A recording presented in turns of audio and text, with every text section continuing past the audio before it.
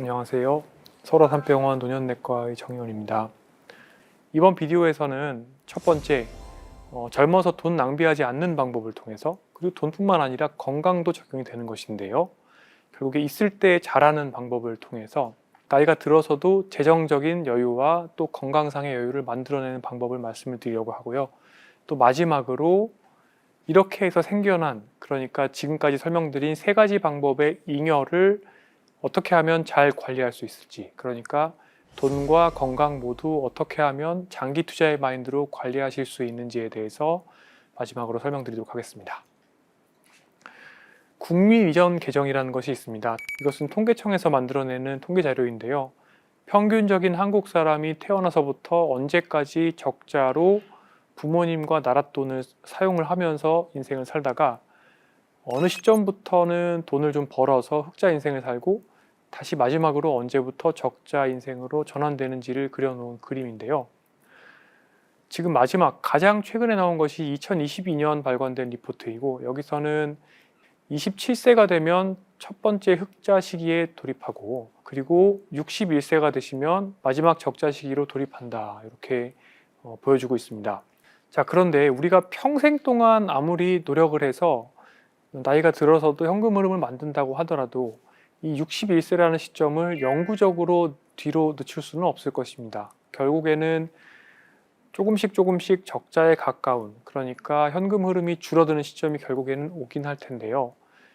결론적으로 이 시점을 늦추는 데 도움이 되고, 또 내가 만들어 놓은 자산을 영위하기 위해서는 젊어서 돈과 건강을 낭비하지 않는 것이 굉장히 중요합니다. 문제는 지금 우리 사회가 돌아가고 있는 원리, 그러니까 소비 자본주의는 사람들로 하여금 필요하지 않은 것도 자꾸 사게 만들어서 그걸로 소비 자본주의라는 시스템을 유지하고 또 회사들이 돈을 버는 방식으로 굴러간다는 것이 있습니다. 세상의 물건에는 사용 가치와 교환 가치, 그리고 상징 가치가 있습니다. 그런데 SNS 때문에 사람들은 자기가 가지고 있는 것들을 끊임없이 서로 비교합니다. 그리고 이 비교하는 마음은 어떻게 보면은 교환 가치나 상징 가치, 그러니까 어떤 사치품이 가지고 있는 이런 가치들을 쫓는 마음을 만들게 되고요. 이런 것들 때문에 쓸데없이 필요하지 않은 소비들을 또 부추기게 되고요. 그러다 보니까 특히 20대, 30대, 40대 내가 어느 정도 돈을 좀 만진다라고 할 때 꼭 필요하지 않은 소비들을 너무 많이 하게 되는 경향이 있습니다. 문제는 많은 사람들이 사람 몸의 번뇌를 만들어내는 세 가지 독, 탐욕과 분노, 무지를 제대로 이해하지 못한다는 거죠. 이 탐욕과 분노와 무지를 잘 이해하고 나면 내가 추구하는 이 세상의 모든 것들, 모든 자극에 대한 이런 탐욕들이 사실은 스트레스 호르몬을 증가시키는 방향, 그러니까 사람의 화병을 만드는 방향으로 작동한다는 것을 이해하실 수 있을 겁니다.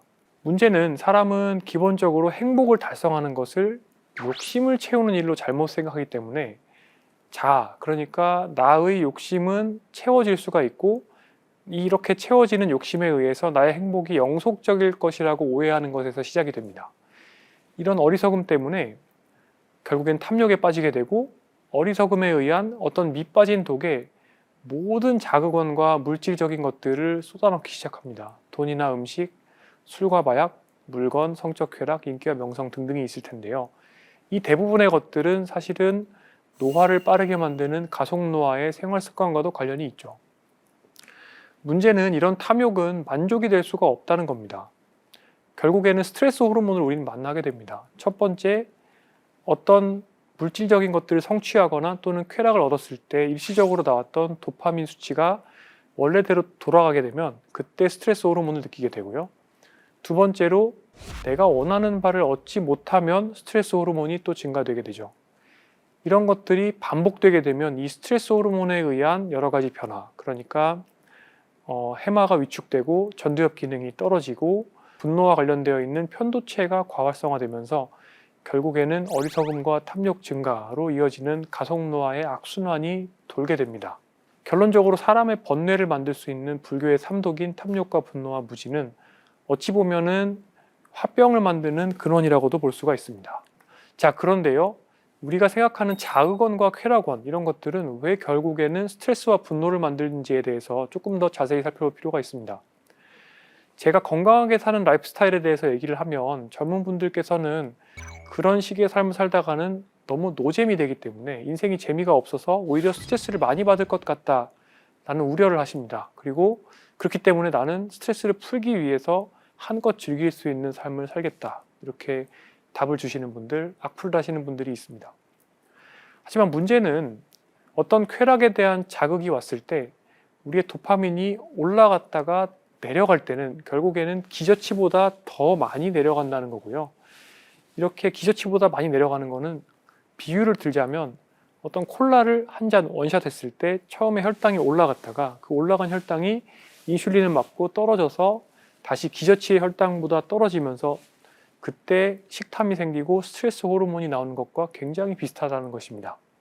결론적으로 내가 느낀 만큼의 쾌락과 즐거움은 정확히 그만큼 또는 그 이상이 될 수도 있는 나에게의 스트레스를, 정신적 스트레스를 주고 또 가래를 준다고 이해를 하시면 되겠습니다. 나아가서 시간이 지나면 지날수록 똑같은 자극을 느꼈을 때는 점점 내가 주관적으로 느끼는 즐거움의 정도는 줄어들게 됩니다. 그러다 보니까 어떤 쾌락을 추구하면 할수록, 또는 어떤 물질적인 성공이나 또는 어떤 물건을 사는 행위, 이런 것들을 하면 할수록 점점 그 사람의 몸에 남는 것은 사실은 만성 스트레스, 그러니까 화병이 되는 것이죠. 알코올의 주입도 사람 몸에서 스트레스가 됩니다. 물론 알코올은 독소이기 때문에 이 그림만 가지고 알코올이 스트레스의 근원이다라고 말하기에는 조금 무리가 있습니다. 하지만 적어도 알코올을, 그러니까 포금을 하는 것, 술을 많이 먹는 것, 포금을 하는 것이 우리에게 스트레스를 줄여주지 않는다고는 생각을 해볼 수가 있습니다.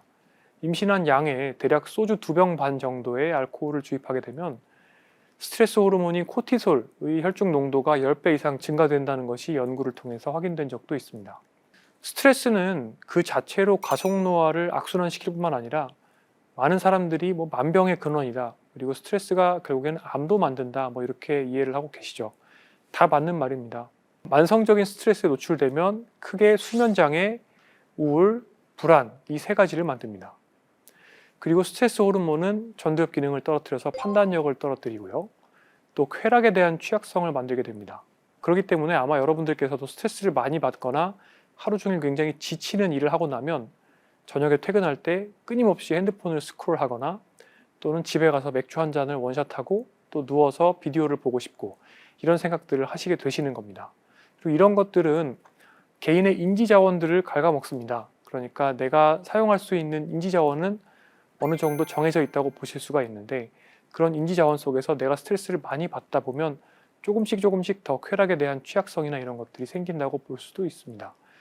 그러니까 스트레스를 많이 받는 사람들은 결국에 몰입도 어렵고 집중을 하기도 어렵게 되고요. 이런 것들이 몸에는 어떤 일들을 벌이냐면, 스트레스 호르몬은 결국에는 비상 상황에서 나오는 호르몬입니다. 예를 들어서 원시 시대에 맹수가 나를 추격해 온다거나 그런 상황, 또는 전쟁에서의 상황, 이런 것들을 떠올려 보시면 되는데요. 그럴 때는 일단은 내가 주변에 있는 음식들을 아무거나 주워 먹고 싶게 만들겠죠. 그러니까 쾌락에 더 취약해진다고도 볼 수가 있는데요. 이렇게 에너지를 섭취하고 나면 그 에너지가 안타깝게도 스트레스 호르몬이 많은 상태에서는 근육으로 가지 않고 대부분 지방에 쌓인다라고 기억을 해주시면 좋겠습니다. 배는 나오지만 근육은 빠지는, 그러니까 ET 체형이 되는 이런 악순환이 또 생기고요. 이렇게 되게 되면 인슐린 저항성이 생길 뿐만 아니라 복부 지방에서는 사이토카인들을 내뿜어서 만성 염증을 만들 수가 있고, 궁극적으로는 시스템의 노화가 가속되고 세포 노화도 가속됩니다. 그렇기 때문에 스트레스는 여러 생활 습관 요인, 그러니까 피로감을 악화시키고 수면을 어렵게 만들고 또 여러 가지 쾌락에 취약하게 만들면서 술이나 담배, 당분이 땡기게 만들 뿐만 아니라 그 자체로도 생물학적인 노화를 가속시키는 겁니다. 제가 탐진치의 악순환에 대해서 말씀을 드렸는데, 사람의 보상 시스템의 설계가 실제로 그렇게 되어 있습니다.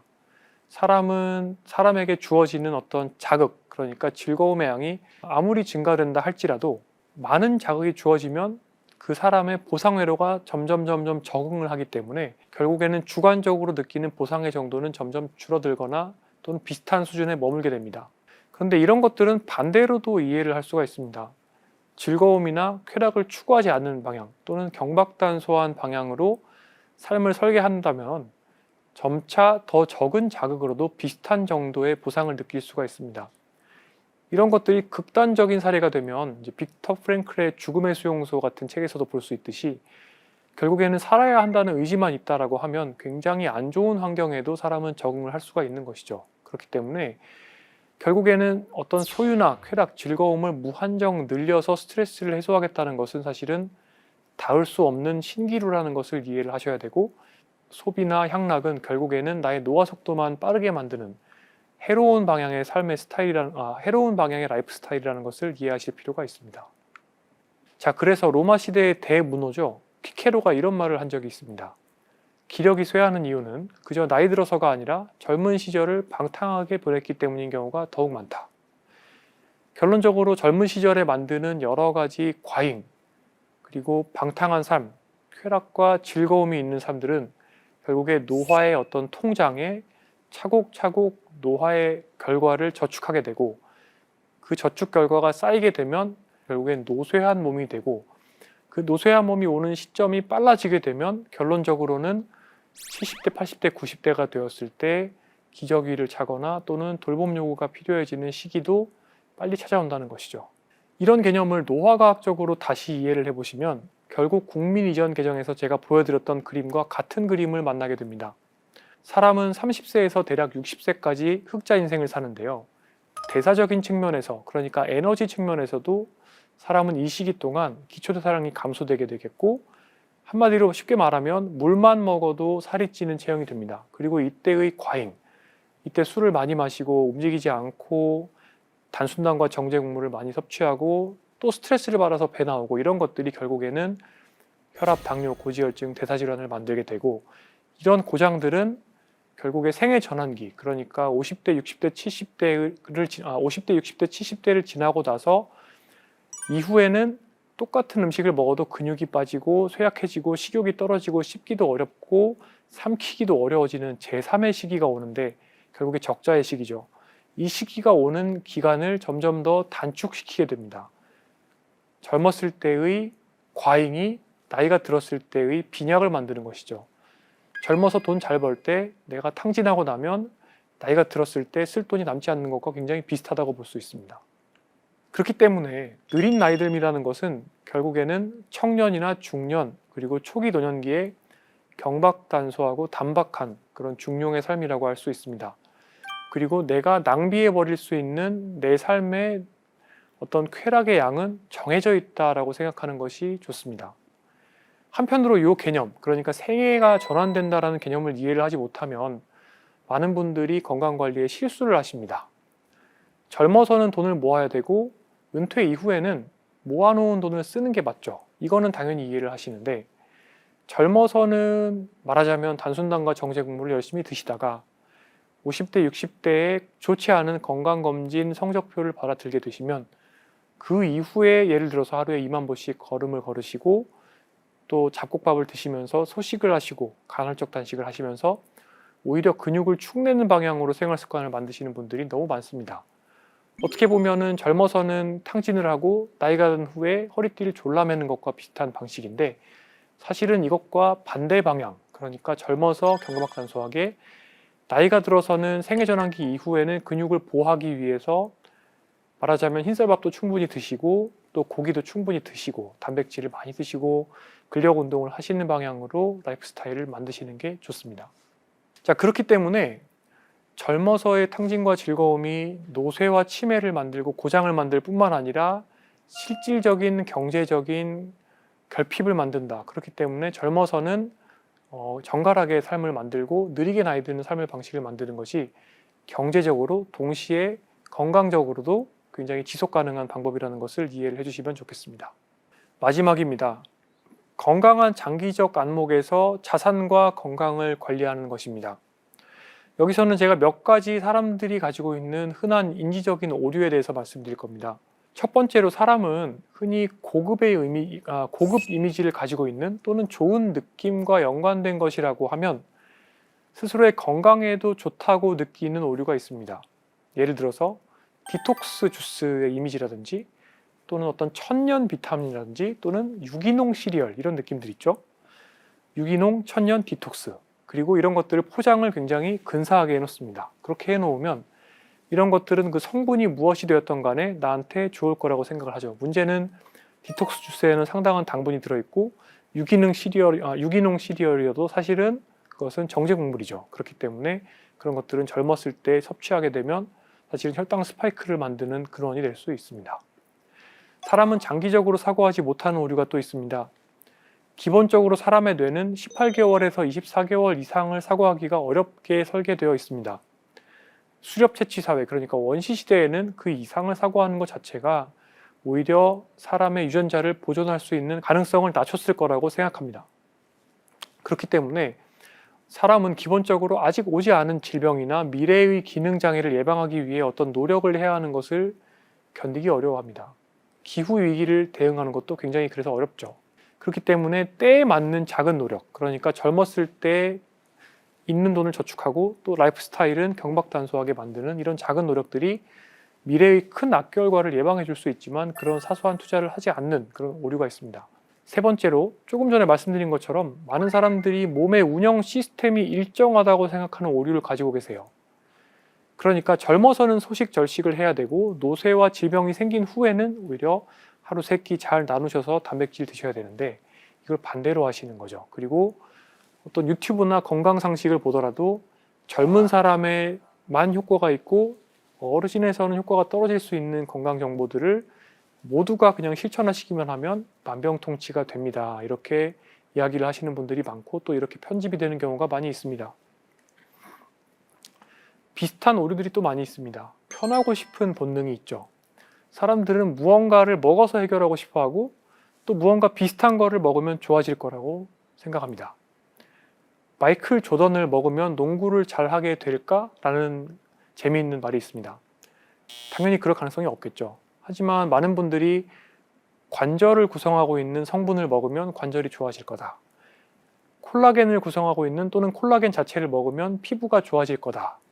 뭐 이렇게 생각을 하시는 경우가 많습니다. 문제는 소화와 흡수 때문에 이런 것들이 다시 굉장히 작은 아미노산으로 또는 탄수화물로 분리가 돼서 흡수가 되기 때문에 실제로 그런 것들이 원하는 곳으로 가지는 않습니다. 또 사람들은 무언가를 내가 직접 노력하기보다는 치료를 받는다거나 주사를 맞는다거나 또는 마사지 도수 치료를 받는다거나 해서 해결을 하고 싶어하는 경향이 있습니다.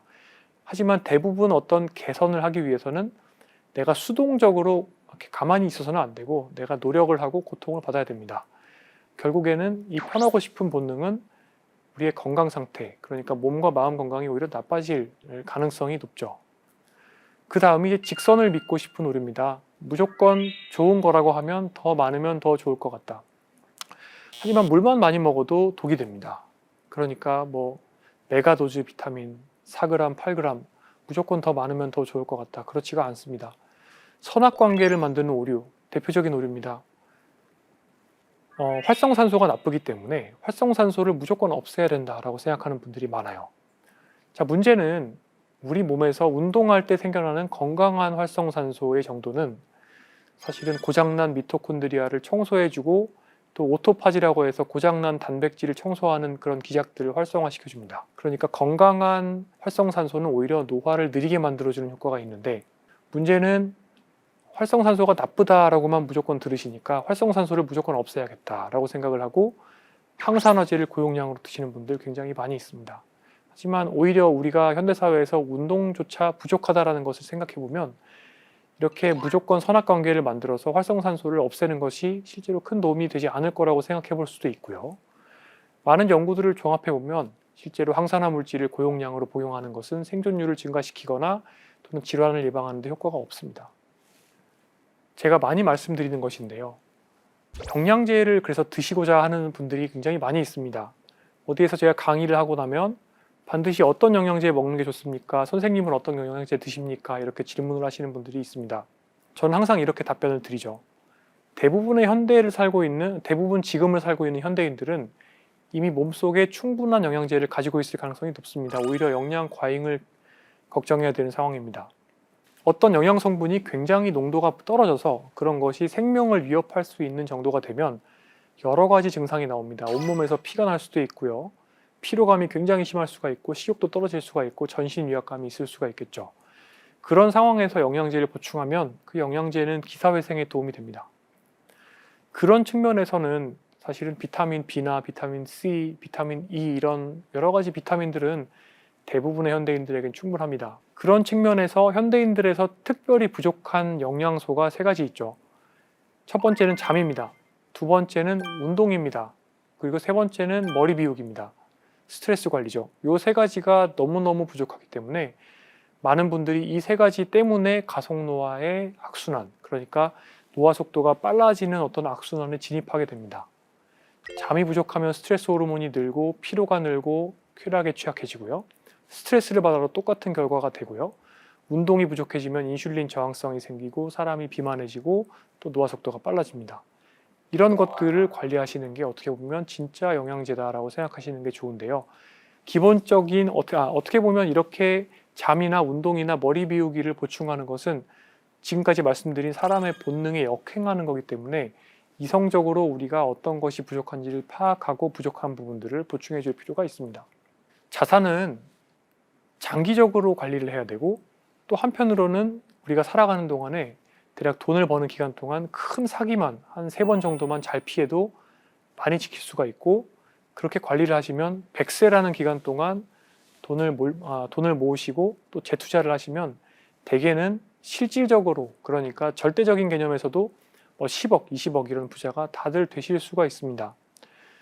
하지만 사람에는 또 귀가 얇아지고 사기에 취약해지는 이유가 또 있습니다. 결론적으로는 조바심이 나서 그래요. 남들과 비교하는 마음, 남들이 벌고 있는데 못 버는 마음, 그리고 내가 이 어떤 랠리를 놓치고 있을 그런 걱정, 단기적 시각, 옆 사람은 달리고 있는데 나는 못 달리고 있는 느낌, 결국엔 급한 마음인 때문인데요. 이것은 결국에는 내 마음이 마음 챙김된 상태가 되지 못해서 그렇습니다. 한마디로 내 마음에 번뇌가 많아서 그렇습니다. 또 이거는 내 몸과 마음이 느리게 나이 드는 그런 삶을 만들어내고 있지 못해서 그런 경우가 많습니다. 나의 마음이 안정되고 마음 챙김된 상태로 남과 굳이 비교하지 않고 먼 미래를 바라볼 수 있고 나의 자산이 충분하다라는 마음이 든다면 사실은 남의 그런 어떤 꼬드김이라든지 또는 사기꾼들의 말이 내 머릿속으로 잘 들어오지 않습니다. 그저 내가 포트폴리오로 분배해 놓은 그런 방식대로 장기간 따라가기만 하면 되는 것이죠. 결론적으로 몸이 건강하고 또 내가 실질적인 부자 시스템을 갖추게 되면 실질적으로 자산 관리가 장기적인 성공을 거둬줄 가능성도 높아집니다. 자, 그렇기 때문에 사기는 공통적으로 건강과 투자 모두에서 첫 번째로 돈만 내면 노력 없이 이룰 수 있다. 노력이 없이 이룰 수 있고 특히 요술처럼 빠르고 쉽고 편안하게 너의 건강이나 또는 너의 수익을 달성해 준다고 약속합니다. 인간의 본능적인 오류를 사기꾼들은 정확히 이해하고 있고 장사꾼들은 정확히 이해하고 있습니다. 그렇기 때문에 이런 것들을 가지고 비즈니스 모델을 만들어서 여러분들의 돈과 시간을 빼앗아가는 거라고 보시면 되겠습니다. 버니 메이도프라는 사람이 있었습니다. 이분은 실제로 사람들에게 투자를 받은 다음에 항상 오르기만 하는 자산의 포트폴리오를 종이로만 보여줍니다. 환매를 해달라는 분들한테는 또 환매도 해줍니다. 하지만 나중에 긴 시간이 지나고 보니까 이분은 실제로는 투자는 하나도 하지 않았고 투자금들은 다 그냥 탕진을 해버렸고 결국에는 까놓고 보니까 아무것도 없었던 겁니다. 인터넷에 보면은 특히 해외 유튜버들 보면은 굉장히 막 프로 건강관리로처럼 본인이 아침에 일어나면 어떤 것을 먹고 똑같은 것만 먹고 똑같은 샤워하고 똑같은 운동하고 이렇게 관리를 하시는 분들이 있어요. 그런 것들로 관리하는 걸 가지고 이제 과시하시고 그런 걸로 셀럽이 되시는 분들이 있는데 어떻게 보면 그런 것들도 좀 공허한 메시지일 수가 있습니다. 사람은 그런 삶을 살 수가 없습니다. 사람은 로봇도 아니고 기계도 아닌데 사람은 자연 환경 속에서 살아가는 다양성 속에서 살아가는 생물이라고 보셔야 됩니다. 그렇기 때문에 투자건 생활 습관이건 간에 건강한 변동성이 필요합니다. 그리고 우리가 추구해 나가야 되는 것은 어떤 올바른 방향, 그러니까 건강함을 추구하는 방향성이고요. 투자도 마찬가지죠. 장기적으로 성장하는 회사에 투자를 하고 또 건강한 방향으로 포트폴리오를 분배를 하는 것이 좋겠습니다. 그렇기 때문에 삶은 항상 변동하는 것이다. 심박수도 변동성이 떨어지면 오히려 스트레스가 심한 것을 반영을 하고요. 지역사회에서 연구를 해보면 사람의 노쇠 정도, 내재 역량 정도조차도 변동성이 전혀 없는 사람들보다 오히려 변동성이 어느 정도 있는 사람들이 장기간 생존할 확률이 높습니다. 그렇기 때문에 변화하는 삶이라는 것은 기본적으로 부침이 있다를 생각하는 것이 좋겠습니다. 그렇기 때문에 중용이라는 자세가 굉장히 중요해집니다. 어떤 라이프 스타일을 무엇을 먹고 무엇을 먹지 않고 언제 먹고 어떻게 운동하고 이런 것만 바라보는 것은 어떻게 보면 억지로 찍어 누르는 건강관리가 될 수 있어요. 이런 것들은 사람을 기계로 보는 건강관리 같죠. 장수마을 블루존이라고 해서 5군데 마을이 있죠. 이런 데서의 사람들의 삶을 보면은 항상 다양한 음식들을 먹고 다만 과잉의 식사를 하지 않고 적당하게 식사를 하시면서 늘 즐기시고 때로는 와인도 한잔 하시고 이렇게 사는 겁니다. 그러니까 장기적인 삶의 흐름의 평균선이 결국에는 건강이라는 달을 향하는 자세로 중용을 따르시기만 하면은 결국에 건강하게 사실 수가 있겠습니다. 그렇기 때문에 건강과 경제 측면에서 지금 그림에서 보시는 것처럼 빠르고 쉽게 또는 운동 없이 부작용 없이 쉽게 나을 수 있다고 하는 어떤 비법이라든지 비슷하게 안정적으로 손해 없이 빠르게 수익을 낼 수 있다고 하는 광고들은 피하고 항상 의심하고 아예 이런 것들은 제쳐놓는 것이 좋습니다. 우리가 지속 가능하게 나이 들기 위해서 중요하게 생각해야 되는 것은 결국에는 부작용이 없고 안전한 사고방식입니다. 건강과 관련해서는 절제된 식습관, 꾸준한 운동, 그리고 스트레스의 감소, 중용 이런 것들이 중요하죠. 경제자본과 관련해서는 적절히 균형 잡힌 포트폴리오를 만들어서 장기적인 시각으로 보수적으로 투자를 하고 아주 약간은 모험적으로 투자할 수도 있습니다. 또 하락폭을 견딜 수 있는 나의 계좌와 나의 마음의 회복 탄력성이 필요할 것입니다. 부자 시스템은 사람의 내재 역량과 선순환을 이룰 수 있습니다.